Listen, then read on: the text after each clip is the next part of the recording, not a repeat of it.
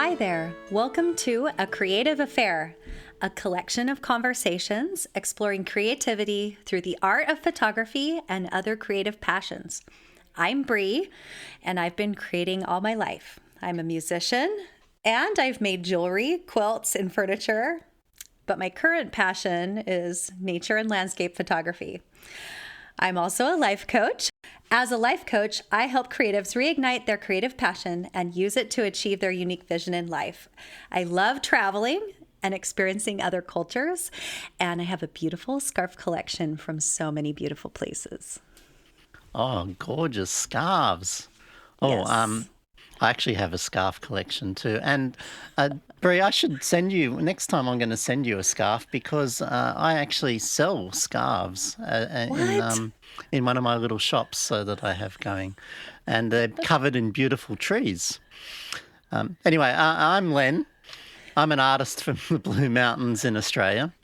I prefer to call myself an artist rather than a photographer, because I love the idea that being an artist gives me a freedom from breaking rules, freedom to break rules, whereas a photographer has so many expectations of what a photograph should be. And I trained as an artist. I went to art school, and I draw and paint and do all those sort of things. I'm also a passionate environmentalist, hoping to save some trees. Yesterday, I got very upset just hearing that a few more might be chopped down. So I really do get upset about trees. And as you already know, I actually love hugging trees. I do know this. I'm glad you do. It's one of my absolute passions for photography is photographing trees. But let's move on. Today we're going to talk about what is creativity. I think that's such a special question. And what does creativity mean to us? What beautiful question. So I'm going to ask you, Brie, what is creativity to you, Brie? Well, I have two answers. Oh, good. I love that. One is from a quote I shared on my Instagram account actually the other day, and it says, "Creativity." This is from James Russell Lowell. Actually, don't know who that is, but I like the quote, so I guess I'll find out who he is later.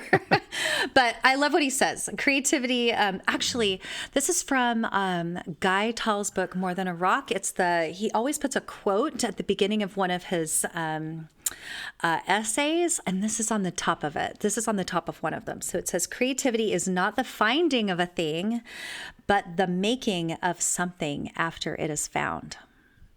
So, and I love that. For me, creativity is like taking all of this, these raw materials, whether it's like notes or wood or, pieces of wire or yarn, because I'm a knitter. I mean, you name it, I've done it all. But just taking those and being able to make it into something that's unique to me is really a special thing. So how about for you? Oh, yes, I have to agree with you on that making something unique. I think unique's one of a beautiful word in there. But even if it isn't, I don't have to actually feel that it is unique. But making something is at the heart of creativity for me. Making something, and for me, the physicalness of making something is quite important. Making something new, something that's personal for myself. I do love making things for other people, but my greatest joy is creating for myself and making something that makes me incredibly happy. And there is so many different influences on that, isn't there? There's so many different ways of creating, and I love the idea that creativity isn't rooted in one particular discipline, that it's across so many around the whole world, and is as varied as there is people out there. Yeah, I agree. And like I've actually I was reflecting on all of the ways that I've been creating. And I wrote a huge list, and it's really amazing to think about from the time I don't remember when I was born, but from the time I was I don't know if anyone remembers that, but from the time I was really young, I've always wanted to make things, and that's just the way I express myself. But I think so many people, like, people express themselves with words. That's absolutely creating. I know you've given some speeches. We can. So many people create. I mean, we created this podcast, which is speaking, right? Like, that's a creation.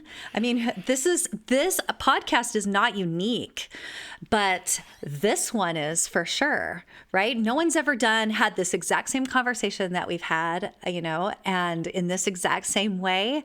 And that is a really beautiful thing, to be able to take so many different ideas and combine them into something that's really, really special. So there's, like, there's visual arts, right? Like, and I can even think of, like, you can create science-wise, right? Yes, like, very much so. Right? Like, people created vaccines. People created, I had a headache today, so somebody had to create the drug, like the that I took to kind of help ease my pain. My mom, she grows lavender, and she creates, I don't even know where I have it, but she creates essential oil. And I know it's not taking a unique thing, but it's hers that she grew and made it for herself, right? And then she uses it. So there's so many different ways that everyone around the world does this. And I think that's super fascinating. Have there been any unique, like, interesting ways that you've seen other people create? There is. Well, just in art, and art's one of my absolute loves. Another love of mine is music, and watching people create music is a very big passion of mine, and then performing it. And I don't just see the idea of writing a song as being creation, but actually the art of performing is also a creative act.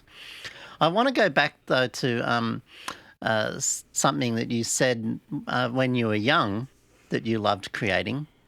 And I actually think that this idea of creation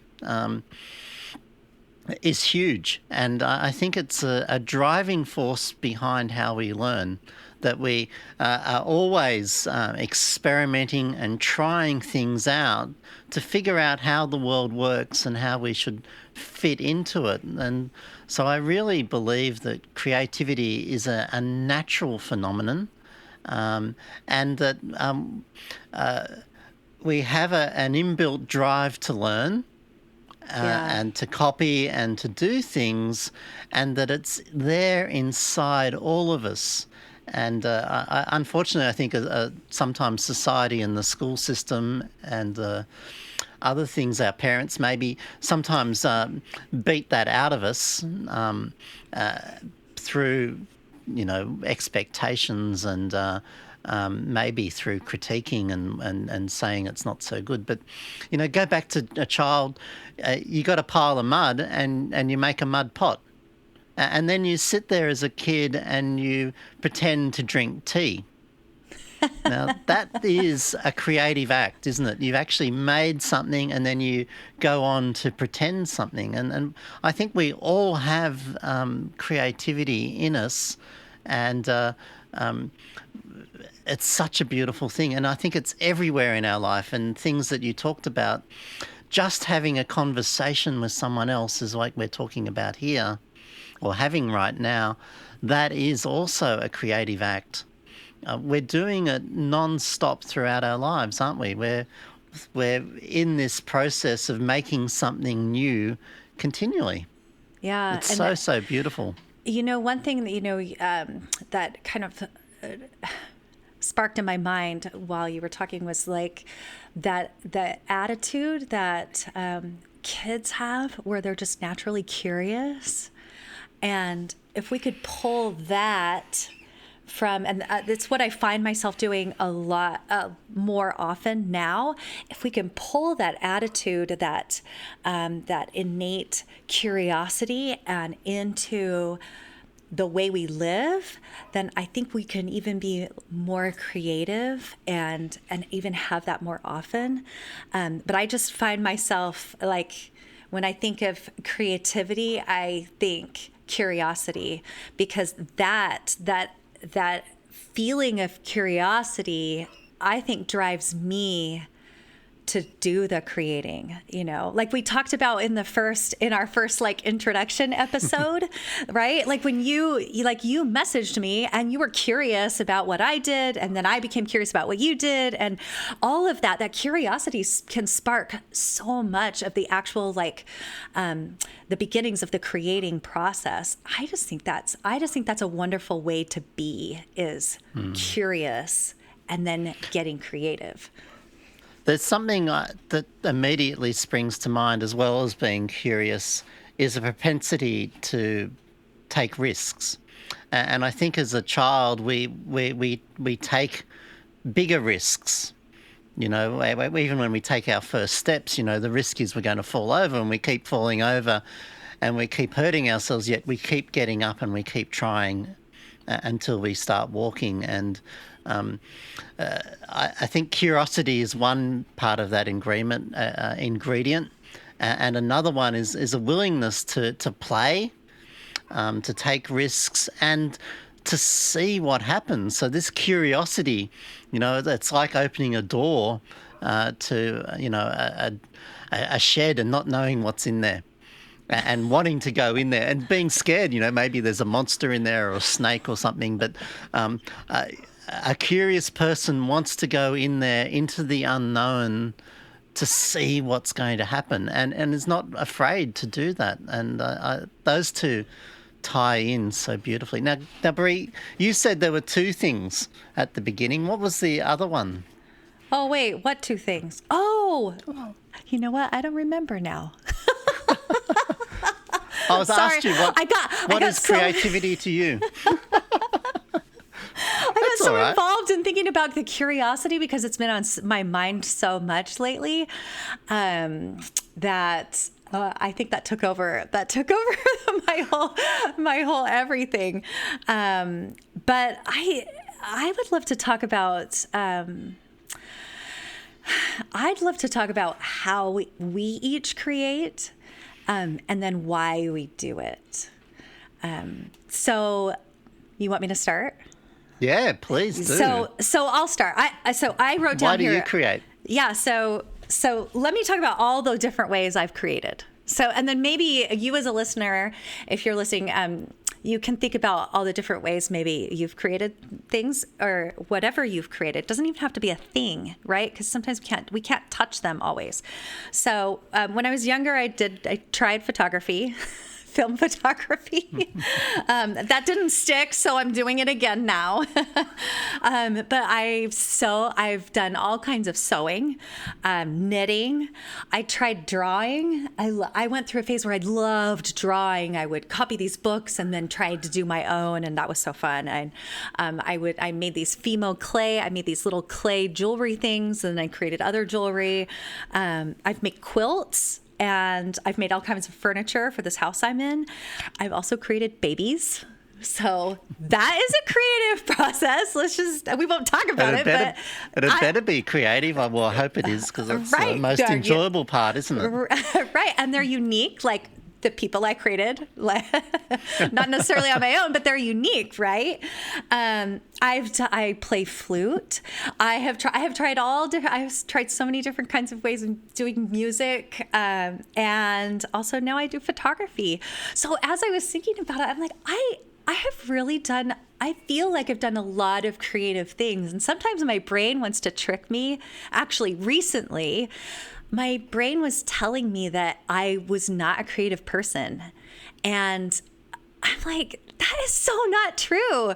And so I had to make this list to remind myself of all of the things that, all of the ways that I have been creative and the things that I've tried. So that is how I've been creative. But why do I create? So I wrote these down so I wouldn't forget. I feel a lot of satisfaction when I'm doing the actual creating. All the things that are leading up to it, we can talk about that in a minute, but I feel so much satisfaction during the process and then afterwards as well. Like how proud I am of doing the work to create whatever it is. It's also a way I express myself on a personal level. And I think this is the same for you too. But also I feel like I am my true self when I'm in the creative process. And that's really special to me. Like there's something about the making of whatever it is. And lately it's been photography. So if I'm out and in the landscape, I feel like I'm my true self because I'm connecting to my own soul in a way that just feels different than if I'm just like brushing my teeth. so Is that because, Brie, that there's nothing else going on in there? Now, in a good way, that you're so focused on making something, and you kept saying all those lists of things that you just went through were so beautiful, and they were really focused on making things, furniture, cookies, filmo, sculptures, all those different things. There's so many of them are product-based, aren't they? And it's so different to brushing our teeth, isn't it? And we could be creative brushing our teeth as well, I'm sure. But maybe, maybe you are, Len.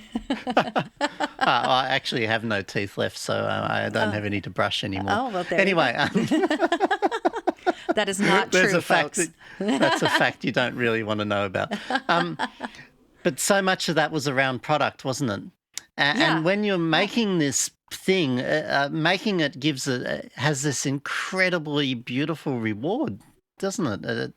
And you have something that you can hold, or that other people can see, or that you have afterwards, and that drives you. So is it about being in the headspace, or is it about the product, or is it a bit of mixture of both there, Brie, for you? I think it's a combination of all of it, because if it was just about the satisfaction,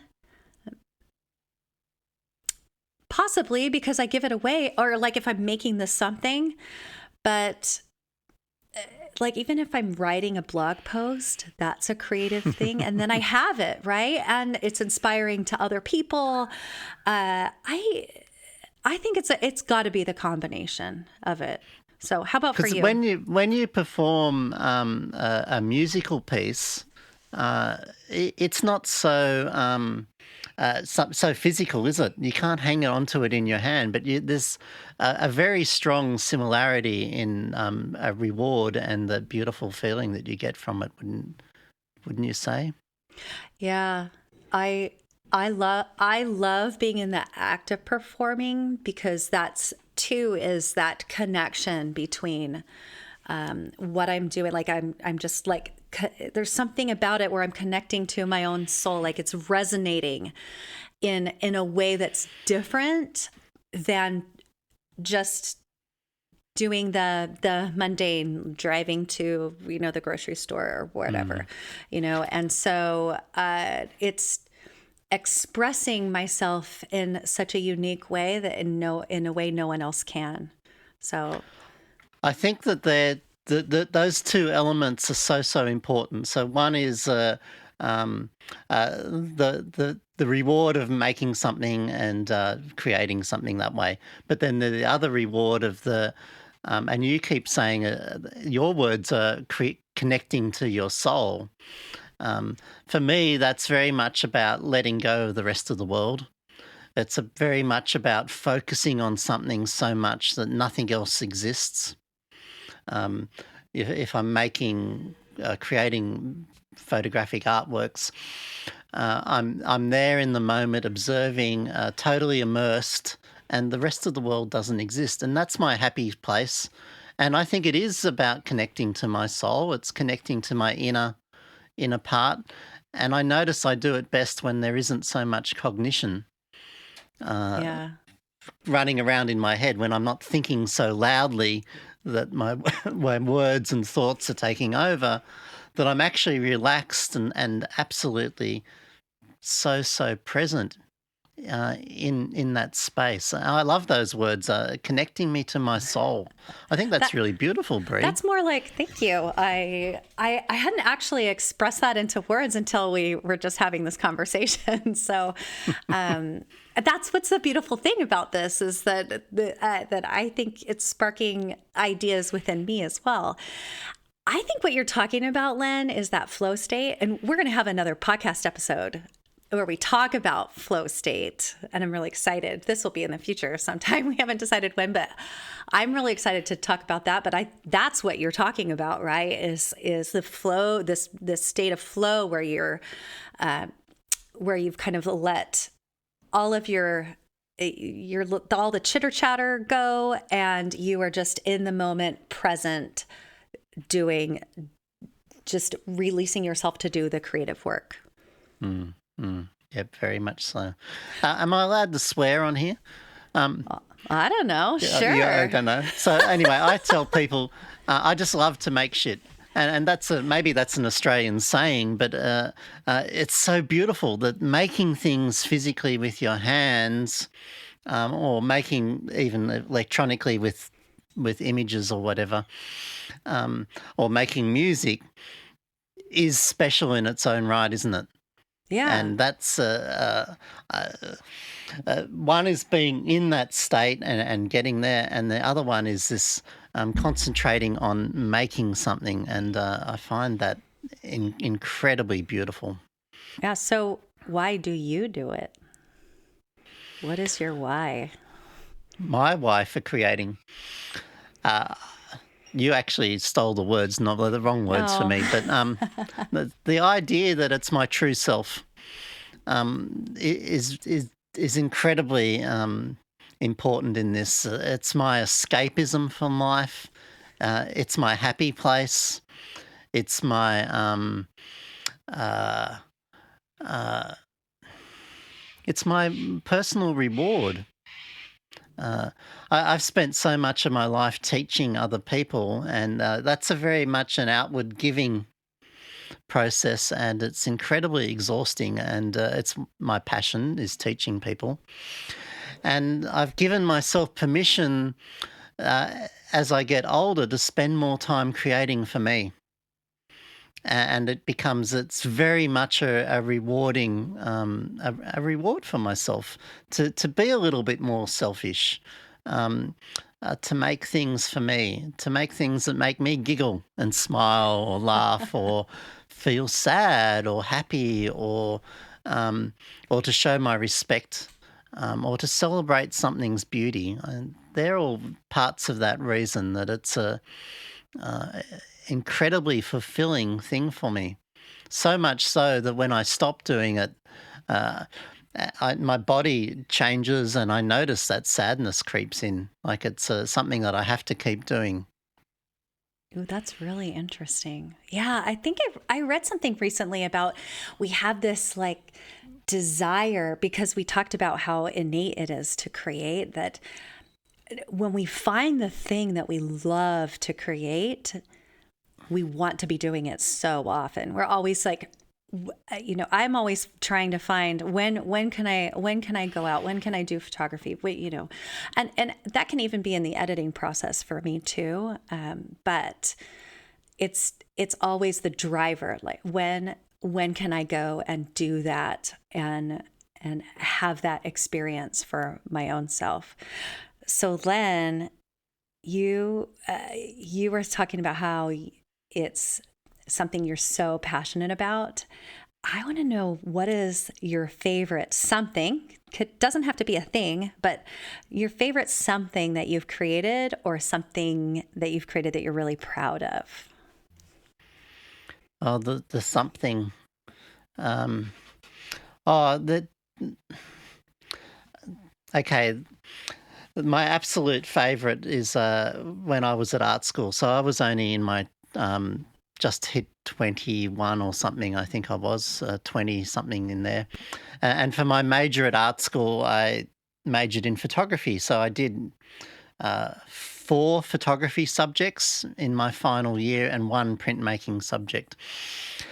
And I created a room, and it was actually the copy room at art school, and I took out all the furniture and I turned it into my fake office.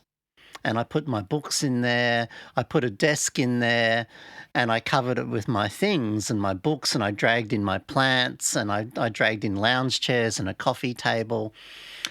And then I put one exhibition of photographs around the walls. So that was one of my major works, was a series of Cibachrome, they were Cibachrome in those days, prints, colour photographs of our beautiful sandstone slot canyons in the Blue Mountains around the walls, beautiful hand-printed colour photographs. And then I'd made a book, and it sat on the desk, so a handmade book. And it was a mixture of photographs, quotes and words.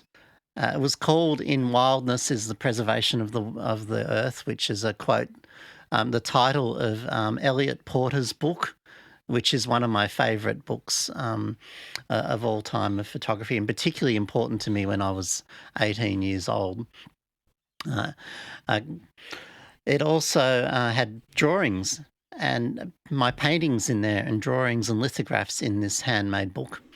And then on the coffee table was a portfolio.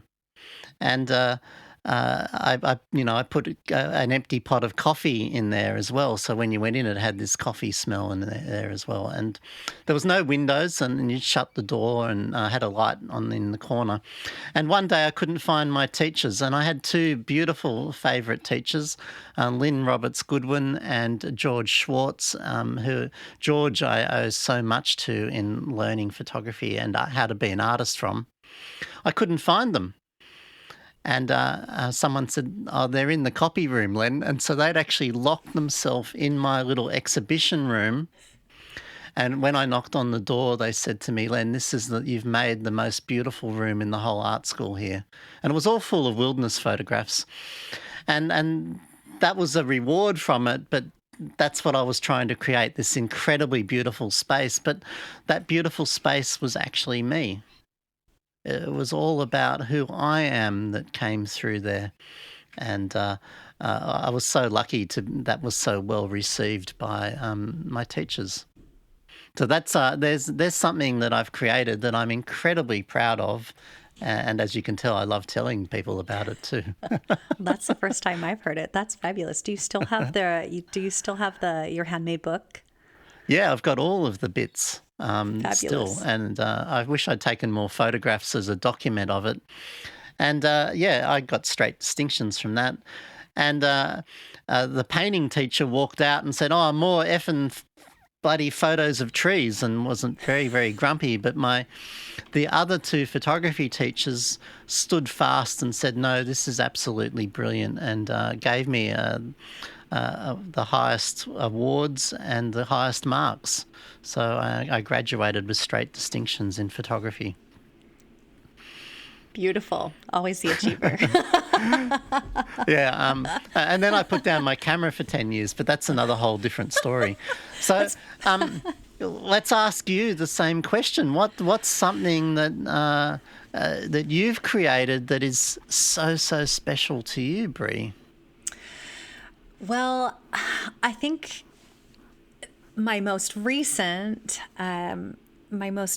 creation that I'm so proud of it's in the similar vein. It was I did it in March. It was a whole gallery show of my own photography, and there's something special about when you've taken a digital photo to be able to put it into print, right? Because if you've done it on film, you're going to most likely going to print it, but to make the digital image and then have it be on paper is to go through the editing process and have it, come out as a 3D tangible something is like the first time it came through my printer was I bought a printer. That was really a special moment for me.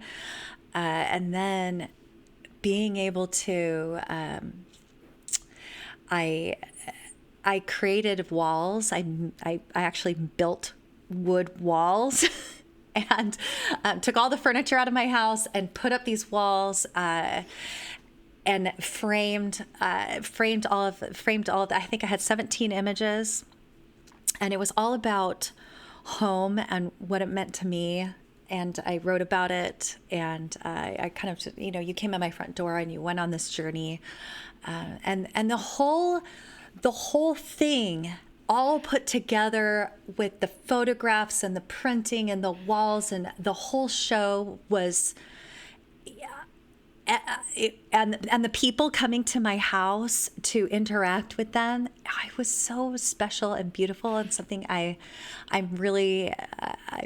always going to treasure and be super proud of, because there was so much work and effort that went into it, and so much of me that went into it, and such a unique, all the images were unique to me that it's almost indescribable, right? That people would come to my house to experience that. And even if I actually told my friend who came to visit me and help me, I told her, even if no one came to see this, it would be amazing. Like, because of the actual creation of it, which I think is such a beautiful thing, to just create something for yourself and that other people can enjoy, but creating it for yourself, like you were talking about, is probably why we do so much of what we do. And it becomes addictive, doesn't it? We must get a hit of chemicals from this experience. One from making it, one from being in that state when we're making it, so that's part of it. And then when we have this product or whatever it is that we're doing, we get a kick from it there, and then we get another kick when someone else gushes over it, and we fall in love with that as well. And so there's so many different stages there in its life that for us to enjoy. I think it's addictive, and I'm hence why I'm still doing it. And I also think that maybe is why you have spent a life of making things, because it's such an enjoyable process, isn't it? Absolutely. I'm always trying to figure out. My brain is always working on a way to create things. So, well, let's talk about. So I did some research, and this is kind of the nitty gritty of creation. Are you ready to talk about this, Len? Yeah, please do.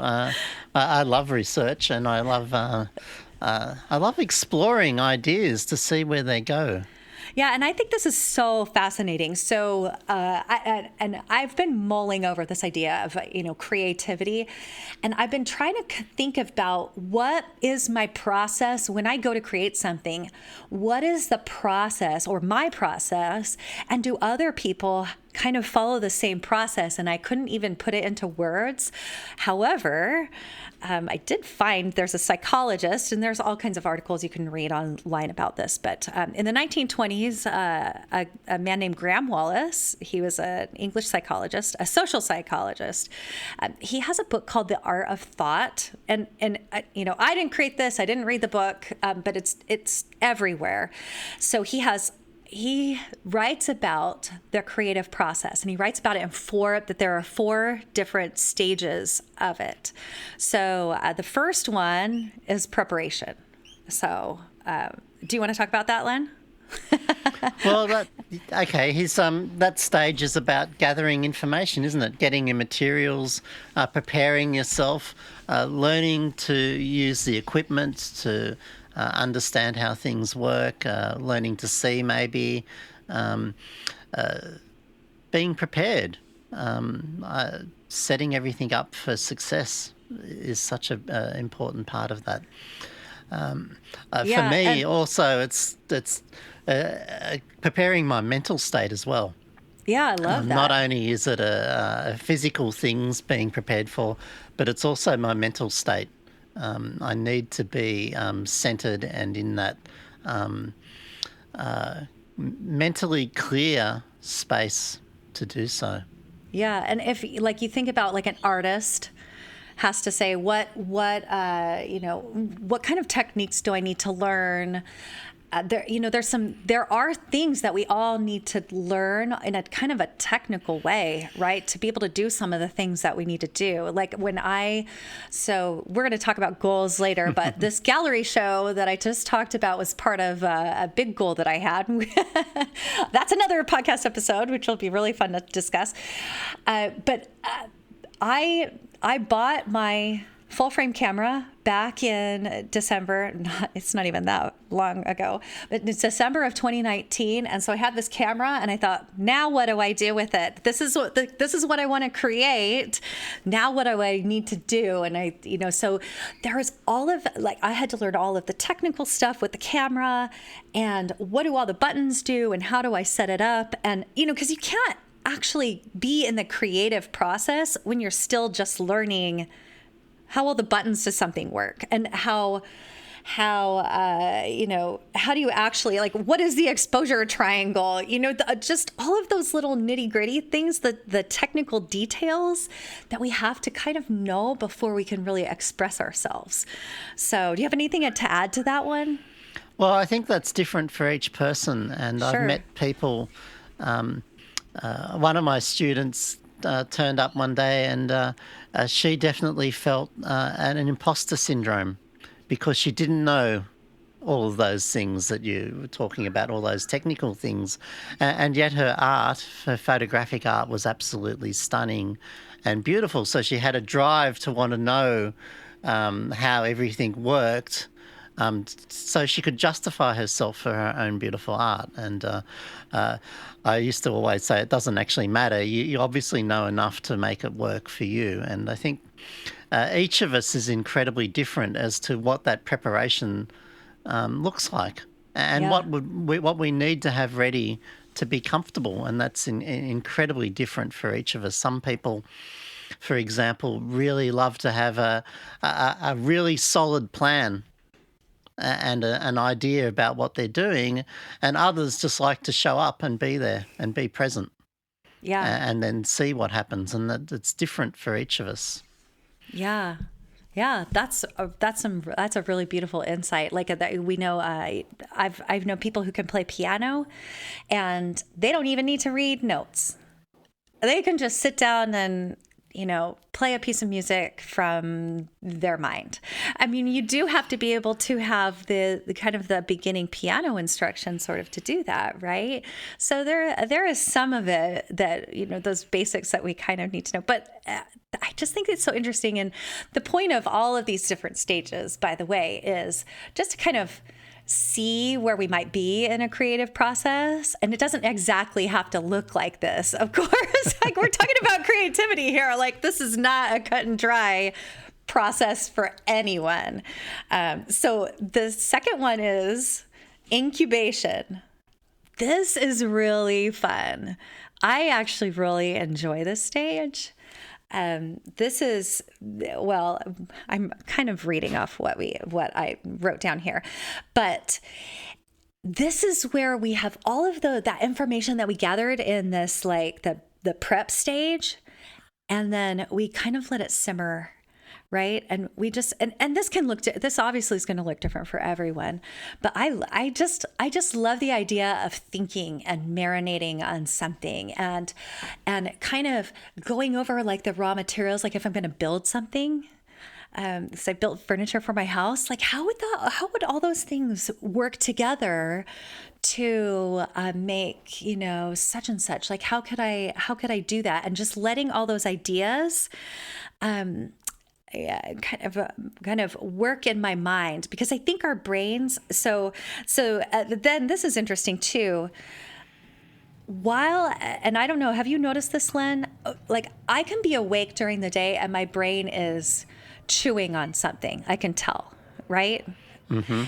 But Mm-hmm. also, I can tell that my subconscious is also working on it, because all of a sudden, something that I'm not even thinking about will just come to me. And right. And so having that prep stage ahead of time where we have all the kind of the raw materials, and then our mind being so powerful to be able to like shift things around and kind of do its work and have fun putting like kind of like Legos, putting those things together like a puzzle, and then we have the third stage. So do you have anything to add to the second one? But before we go we on want to there. stop. We want to stop. But we want to keep everyone in suspense. But I want to know what you have to say about this incubation stage first. I'm so pleased that you brought up this idea about the subconscious mind working on it, because when we look at things like this theory of stages of creativity, being a conscious thing, so much of it is actually unconscious. And I have firmly come to the belief that our unconscious mind is so much more powerful and bigger and works harder and does all the heavy lifting, and our consciousness just does such a small part of it. And it doesn't seem to stop, does it? It processes at night when we're asleep. It just keeps going.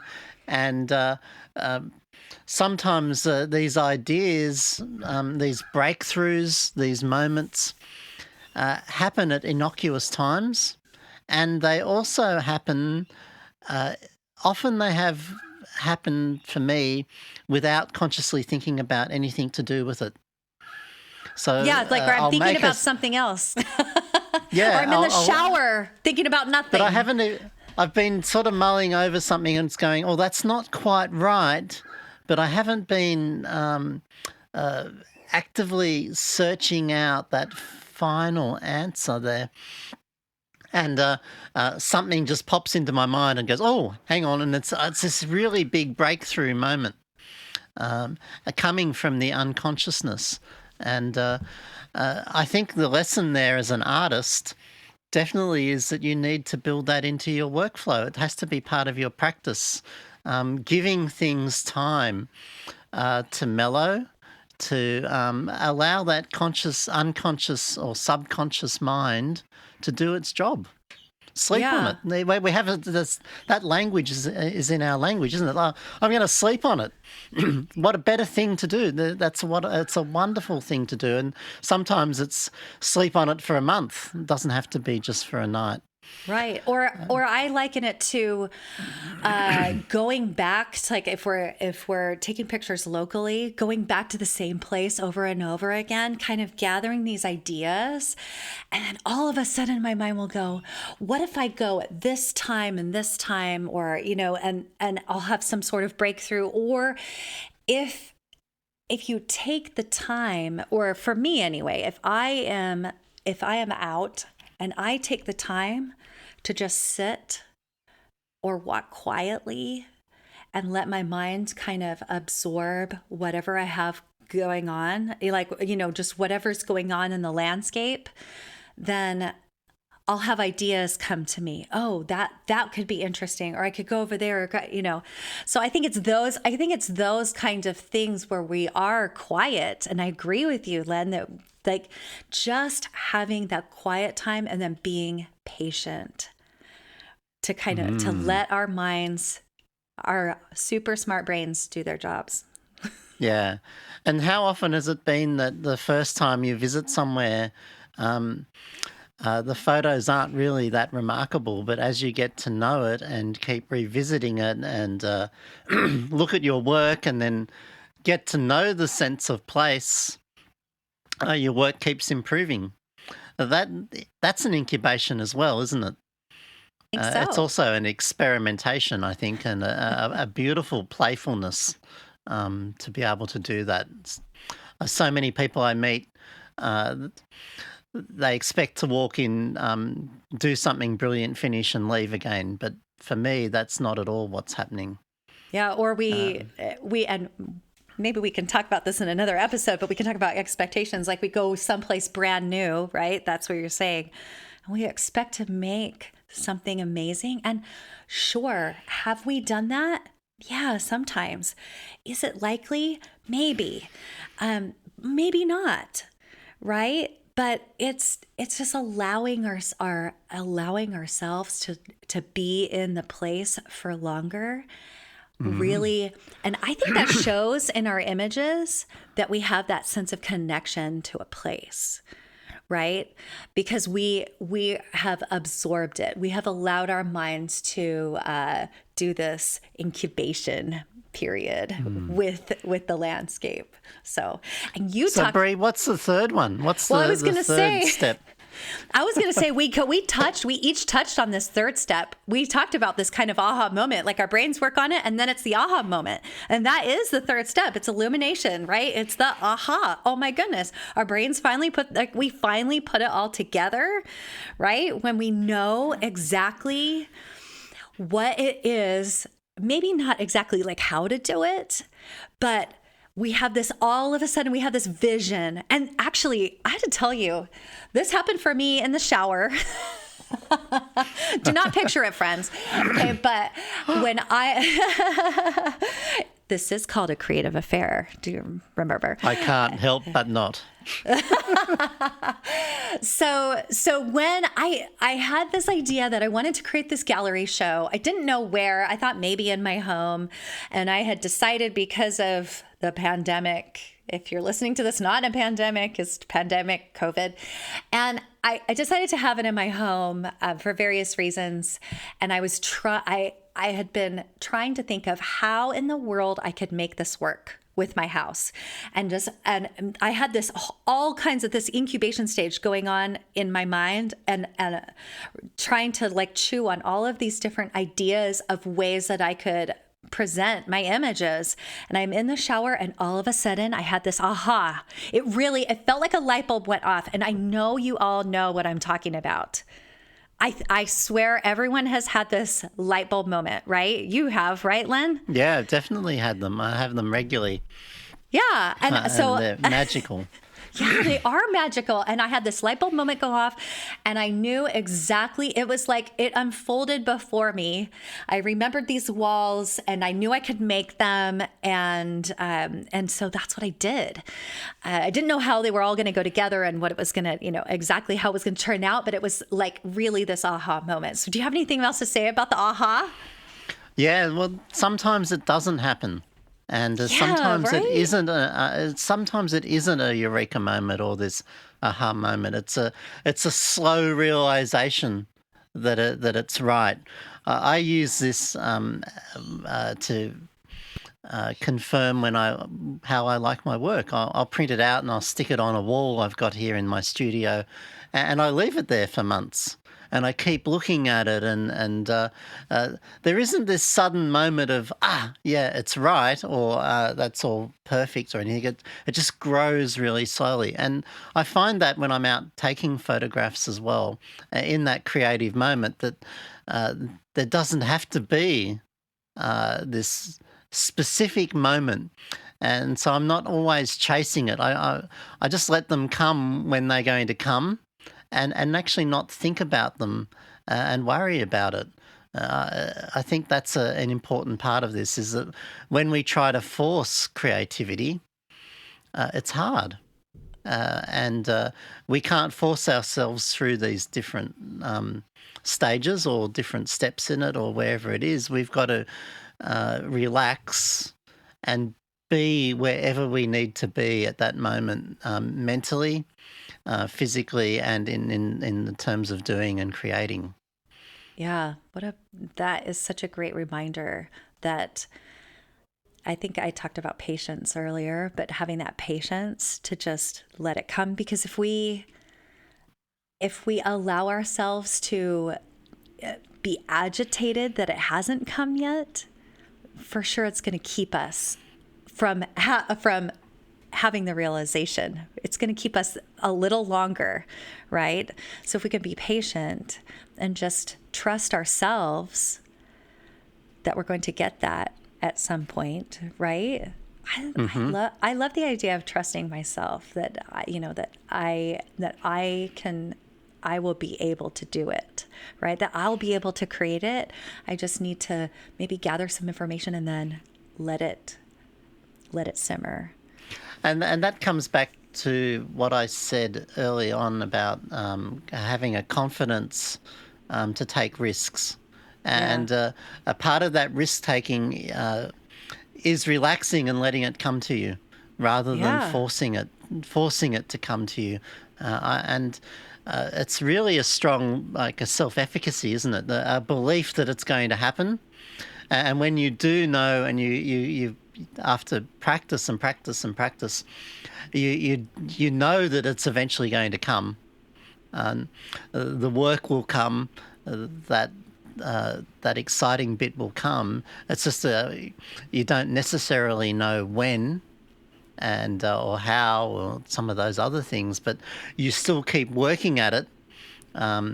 It comes more often, and it comes more easily. And for me, it comes in waves. Is a beautiful way of thinking about it. Uh, the fourth step there, Brie, what was that one? Sounds so technical. It's Oh, yeah. verification. Doesn't it sound technical? Verification. So this is after we have kind of that, our minds confirm to us that this is what we need to do. It could be the aha moment or the slow realization that Len talked about, right? That's when we're actually that's when we actually do the work, right? So you said you put up your photograph, and it could be that you did the creating. Like, this could have been a multiple steps where you're kind of spiraling back and going, oh yeah, I like that, and then maybe coming back to it. Oh yeah, I like that. And so I'm relating this like right now in my mind to this gallery show that I have since we talked about it. It doesn't have to always be that, but this is where after we have that moment, then we go off and we make it come to fruition. Like, we really make it happen, and we let our creativity go. And I feel like I've seen painters. You're a painter. I'd love to see you paint, Len. But I've seen videos of painters. I'm not that person. Of painters, like, in the, I'm sure they've already had that aha moment. This is what I need to create, and they're then doing it, like, in the painting process. And I know the painting process looks different for everyone depending on your medium, but if you're in the process of doing it and in the creating, that's where you want to be in, like, the flow state, and you're creating, and that's where it all comes together, right? Yeah, very much so. It's fascinating. It's the similarities in all the art, across so many of the art mediums, and our photography. Our love photography is just one of them, and painting's another, and music is another one. The actual artwork itself tells us where to go. The process of being creative actually leads us down the path. And I'm reminded of a Picasso quote just suddenly here. He says the hardest thing about creativity is actually showing up for work each day. And once you're there and you're in it and you're in that moment, and it's telling you where to go, and you're listening and following it, it leads you down its own path. And I think that's an incredible part. And for me, stepping back and allowing myself to be taken down that path. And so that's what Picasso was saying. I just have to show up and be present. That's the hardest part all the time, rather than showing up with I've got to do this and this is my really strong idea, or I've got to have this moment of illumination. Showing up and actually working at it and being there. It's interesting because... Oh, sorry. And yeah. I want to add that not only do we have to be there in person, but we've got to be there with our minds engaged too. So I think that's that is the huge part of it, right? Like we can show up in person, but if our minds are elsewhere, like we want to show up, like when I show up, I want to show up with my whole mind focused on what I'm focused on, because that's how I'm going to get the most out of whatever I'm doing. Right? So, leaving all of the chatter behind and just showing up. I love that Picasso quote, because to me that means body and brain. Yeah, that's right. Showing Being up. present. Yeah. How do you be present? I think that's a great idea for a topic. I put it on our list of topics to talk about, Brie. Len and I have these conversations and we're always adding. We had one right before when we were prepping, and we added 2 or 3. So we're That's always right. The adding list to grows. this. Right. So I will say this. I mean, we'll end a little bit, but if you have any ideas for us in the podcast, email us. And we'll tell you at the end of the podcast, but just keep them coming. We love that. It is fantastic. And I want to add too, like in this process, in this creative process we talked about, that this is not a linear thing. We are creatives. So this isn't like step 1, step 2, step 3. This is for this. We just wanted to discuss this to give some awareness about what the process could look like, or where you might be. Like if you feel like you might be stuck, maybe you're not. Maybe your just mind is like simmering, right, in this incubation period, right? And so it could be more like a back and forth and zigzag, or kind of a spiral, or any other way that our minds might decide to do these things. And it's just a model, isn't it? And what is a model? It's a way of thinking about and describing something that may or may not happen. It's not an instruction manual. It's not a set of steps that you have to follow. We talk about models as a way, and I love the word illumination. It's about illuminating our practice. So I definitely agree with you there that it doesn't have to look like this, and we don't need to strive about it. But just by stopping and thinking about our own workflow and our process and the way we work under some of these big picture headings is incredibly helpful. And you can go, oh, actually, maybe if I become a bit more cognizant about that one, or I understand how that's working for me, or I think creativity is such an emotional process, isn't it, Brie? Yeah. It has its ups and downs. It has its frustrations and its stresses. It has its absolute joys. It has our moments of absolute adoration and beauty and love and so many gorgeous things as well. But it also has these moments where it's not going anywhere. What's wrong? And if we understand, well, maybe I just need to let it incubate for a while. Yeah, maybe I just need some time off. Maybe I need to go for a walk, or go and wash the dishes, or cook dinner, or go and see my friends. Or just think, maybe nothing's gone wrong. That's part of the normal practice, isn't it? Yeah, nothing. Yeah. Like our brains want to tell us like something's gone wrong, and maybe it hasn't, right? Yeah. So how do we know what we should create? Oh, that's can I answer that? Okay, for me? Yes. Oh, yeah. Please. I love this. I love this question because I'm incredibly passionate about it, Brie. And that is because one is that we feel good about it. So there's a beautiful, if we're doing it for love and for enjoyment and we get so much out of it, well, then we want to get something out of it. So when we're doing something that isn't giving us that, maybe that's one of those questions to ask, well, am I doing the right thing?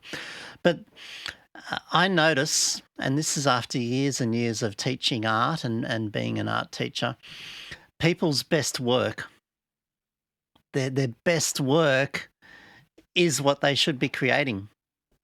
And I find that absolutely fascinating that, you take a photographer, they might try portraiture, they might try taking photos of flowers, of landscapes, trees, street photography, still lifes, and inevitably, their best work, when you look at all of those ones when they're off experimenting, is the one that they love the most, the one that they have the strongest emotional connection with. What stirs the emotions the most, I think, comes through in their art. So the things that I should be creating are the things that I love the most. So are you saying that's my answer. Are you saying we should try a lot of experimentation? Oh, yes, if you don't know.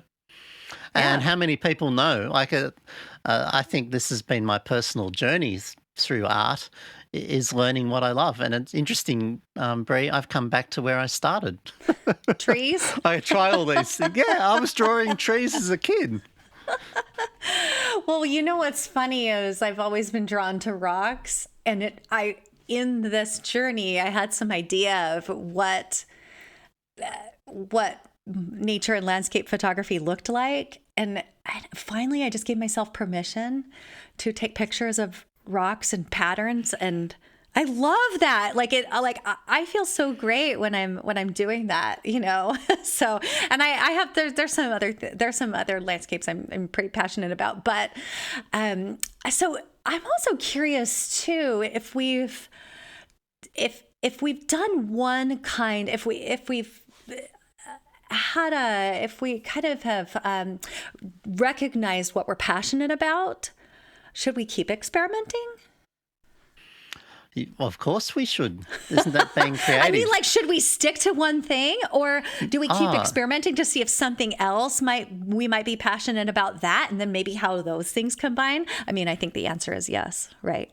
Yeah, well, that's how we discover who we are, by pushing those boundaries and going out further to see what's going on in there and what excites us. And I think part of this is that we try harder. We put more feeling into our work. And through this experimentation, we're actually we're discovering our emotions and feelings towards things. And I think just like being an interesting and a helpful human being to society, by exploring and finding out more and more and pushing, and there's no final spot. It's such a beautiful way to think about our art, that let's keep pushing, let's keep experimenting, let's keep seeing where it takes us. And what happens when we spend some of that time pursuing things that we know that we love, and then we also spend some time pursuing things that confront us, or that maybe we're uncomfortable about, and or that we're scared of, to see where they take us. Yeah, and that would be interesting, right? And if you try it and you don't really love it, then you don't have to do it, right? Yeah, exactly. That's right. It's an experimentation. Totally. So I actually asked a question on Instagram. I asked some people. Yes, I asked. You can in your Insta stories, you can ask. You can ask questions and interact with people. And so I just posted a question. Why do you create? So I'm going to read some of the answers, if that's okay. I'd love to hear them. Okay. So, and I'm not going to say names. I'm just going to read them. So, and I'll message the people who who wrote these and tell them what we did. So one person said, because creativity releases happy neurons in my mind. And this person also said, because it makes me happy. Someone else said, for my own satisfaction. Right? That's what we talked about, right? Yes, yeah. Yeah, so someone else said, it gets me outside and gives me self-satisfaction. I'm seeing a trend. Someone else, another photographer. By the way, these are all photographers because that's my circle. You could ask this if you're not a photographer, or you could ask this of your circle. That'd be fun. So wouldn't that make an interesting discussion, Lynn? You know? Yes, very much so. Yeah, why'd you do that? So another person says, to conquer and achieve that feeling of, wow, I did that. And then he says, create or die. That's kind of how we feel sometimes, right? Like, I have to do this. I am compelled. It is my reason for living, you know. So someone else says, to put my feelings, my vision on paper, to share what my mind saw when my eyes looked at something. And then another friend of mine says, I find peace spending a few hours in nature away from the issues that plague this country. He's in the U.S., so it's kind of crazy here now. But yeah, I love all those reasons, and I'm so grateful for those people that shared. We all have our different reasons for why we do it. And that's the point, isn't it? The reasons behind it is incredibly varied, and yet there's a lot of similarity in them as well. And it's for self-satisfaction or some sort of reward in there. And I so often find myself saying this to people when I'm teaching and mentoring and looking after them is, you're doing this for love, aren't you? I rephrase it maybe as a question, like, you're doing it because you enjoy it. When they're having that frustrating moment, and just to remind them to let go and to not hang on to things so strongly, because all those reasons were enjoyment reasons, weren't they? Yeah. You know, so beautiful. Yeah, it is beautiful. Well, Brie, we always have such fantastic conversations. I agree. Aren't they great? I always feel so uplifted and illuminated and bouncy after these. I've got my full day ahead of me now, and I can bounce out of my studio in such a good mood. But I really think here that the big question that I'm asking myself, and I want you to ask yourself as well, why do you create? What do you get out of being creative? And I think there's incredible value in asking that. And for me, Brie, it's a question I've asked throughout my whole creative life, and not something that I'm only just asking once. It's something that goes continually on, and I've been creating for many years, being an old man. Anyway, so please ask yourself that question and think about it. And we invite you, and we'd love to keep the conversation going with you. And you can engage with this conversation. You can email us at create@acreativeaffairpodcast.com. And we'd love to hear you. And talking about Instagram, we'll get an Instagram thing up and eventually, and you can chat to us there too. It should be up by now. Oh, should it? By the time this airs, yes.